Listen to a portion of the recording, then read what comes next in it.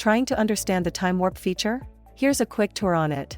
In order to use this feature, you will first have to create a campaign, so let's get started with that, shall we? Sign into your Reach Engine account and from the dashboard head straight to the Campaigns option. Head over to All Campaigns.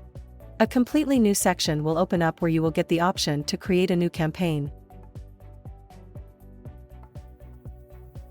Here's the part where you can add the name of your name and select the list. Add the other details if required, then don't forget to save it. Now, you will see the campaign setup part where you can write your attractive subject line, fix the campaign options and add a schedule. Don't forget to explore this part fully, as there's a lot that you can do here. Once done, click on Save and Next.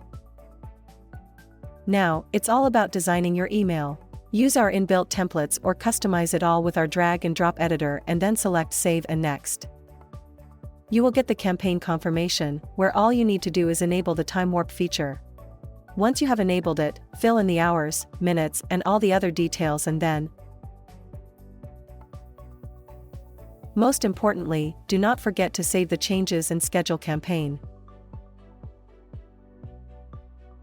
If you have any further questions, please reach out to us or email us at reach@datacaptive.com.